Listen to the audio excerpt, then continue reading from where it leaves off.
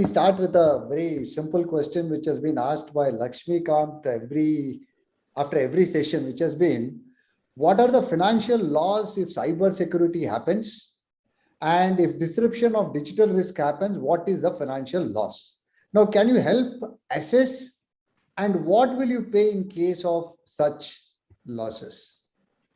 Yeah, so there are multiple losses. It's not, financial, reputational, and, there could be policy structure for that. The ransomware is a straight quantification. It's not very difficult to quantify that. So you know how much you're paying. If your policy covers that, that would be paid. What happens with the cyber policies is that you actually step in and help in terms of the negotiation. There are expert firms globally who step in and help you with the negotiation. So not only do you pay for it, but you kind of get an expert support to deal with it. Similarly, there will be other losses in terms of maybe your servers, your equipment, which can be quantified, and you'd settle for it. One of the challenges that we see from insurance industry perspective is that there are two levels of this issue. One is that corporates still now, in spite of the reality of cyber threat that we are talking about, still don't buy proper cyber covers. I mean, they kind of optimize on the cost and hence buy very, very minimalistic cover.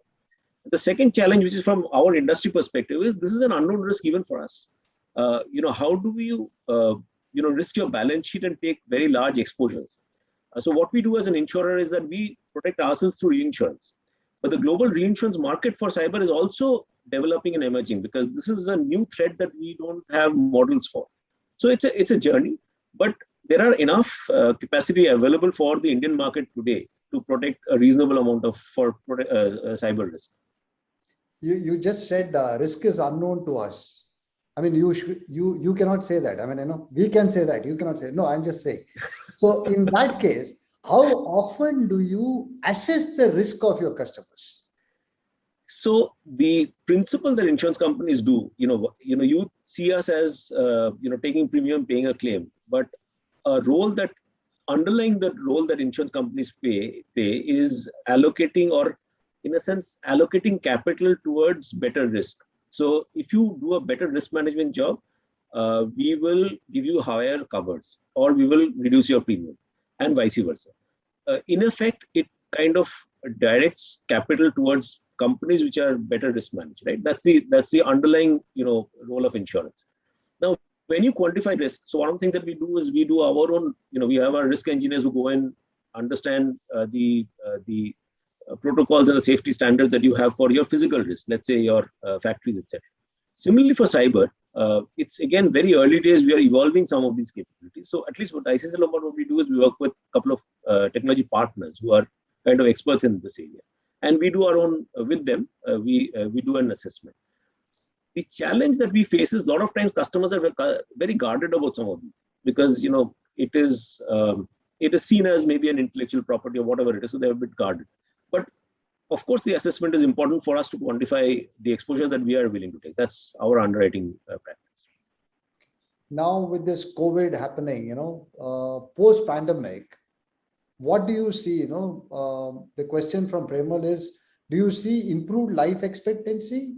And if yes, does it pose a risk for insurance industry? Look, life expectancy, if you look at, again, I talked about the 100-year data, 100-year back, it was in the 30s. We are today, 72. I'm not talking about just India, I'm seeing a global average. That number was 60s even, 30 years back. So life expectancy is increasing, and we believe it will keep on increasing. And increasing the risk from a life insurance industry is different from from our industry, because we are paying for medical costs, whether you live or survive or unfortunately don't, we still pay for it. The life insurance industry has a different dynamic in terms of people live longer. Then the risk for some of the pension plans get increased, but the mortality risk comes down. Okay. There is a question from Om Prakash, which is how and where to capture long-term risk that may affect business, like decarbonization affecting refining business and so on. I think, both Dr. Natarajan and Mr. Bhargav both kind of commented upon it, that the risk management committee is a vital part of an organization, right? And I was listening to the debate about whether audit or risk. My view is that risk has another role which at times gets missed in audit, and that is evaluation of strategic risk. Audit at times focuses on the here and now, but some of these long-term impact of maybe technology change, in this case, let's say climate or the pressures that ESG funds are putting on your core businesses. These are strategic risks, and there needs to be a place where you have those discussions. It may not lead to any immediate impact on your quarterly numbers, but unless you take some actions over the maybe 5 or 7 years, you will be at risk. And I really like that slide, that pie diagram, Venn diagram that Mr. Bhargav put up. I think it's very, very true, and that's a job that risk management committee should do. Yeah. Then there's a question on what do you see the risk on working from home and office in organizations in coming years? So again, Ganesh talked about some of the cultural aspects, and that's very real. From a pure tactical perspective, you also have a challenge that, as an organization, when people are coming into our office and working, we had to focus on the perimeter security, right? We have firewalls, people are coming inside it. We ensure that, the threat of someone breaching that firewall was low. Now you have to think about the endpoint security, because there's no firewall in everyone's home. So every device, and a lot of companies are experimenting with BYOD, etc. Every device has to be protected. So the endpoint security becomes very important from the cyber risk that we talked about. I think the larger issue is the cultural aspect. I think there are some big advantages, but how do we address some of the negatives that rightly have been articulated? So how do you find a way to create a hybrid model, if you can?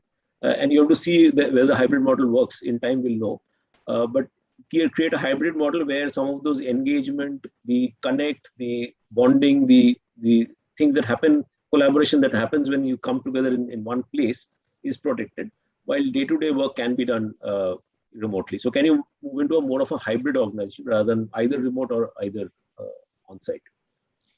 The next question is, of course, how often does a risk management committee invite you inside their meeting to discuss one-on-one? So, for example, we in ICICI Lombard, we have a practice where the board has independent directors of the board separately discusses whatever they want to discuss that is relevant, that they believe. Post the discussion, they call me in. We have a discussion on some of the items. Now, I'm personally a member of the risk management committee. I'm not a member of the audit committee, because audit, as I said, is a slightly different charter than the risk management committee. So in the risk management committee, there is a lot of deliberation about some of these risks. We every quarter prepare a risk report using the ERM framework, and every risk we found a way to quantify, create a dashboard. It works for us. Every company should create whatever works for them, and we present it to the board. And there is a lot of deliberation on the dashboard, as also some strategic risks that we talked about. Add on to that, how many top 1,000 listed companies invite ICICI Lombard inside their boardroom to make a presentation? Very, very few, and some do. But you're absolutely right. I think that's a point that I've made many times whenever we've talked about risk. Unfortunately, in India, I think we spend a lot of time on the business planning. We hardly do any work on risk plan. Yes, exactly. And I personally believe risk is a strategic agenda, as I said earlier, of the board, and we should see more of that. I think insurance is not something that you can delegate down to an insurance person or a broker and assume that everything will be taken care of. Absolutely. That's the point I'm trying to make, because most of the time the consultant deals with the policy and not the ICICI Lombard directly with the risk management committee. That should change. And for many of those who are not inviting you means companies like you. I think we should start inviting you. Exactly. It's not us. It could be a quality advisor. No problem with that. But even that, if it's a broker, insurance broker, or an advisor, there should be a proper dialogue with the risk management. It's a once in a year agenda. You don't have to keep doing it every year, every quarter. But it's important. Before we part, how to read exclusions? The point that we keep making as an industry, at least as a company, is at least please read.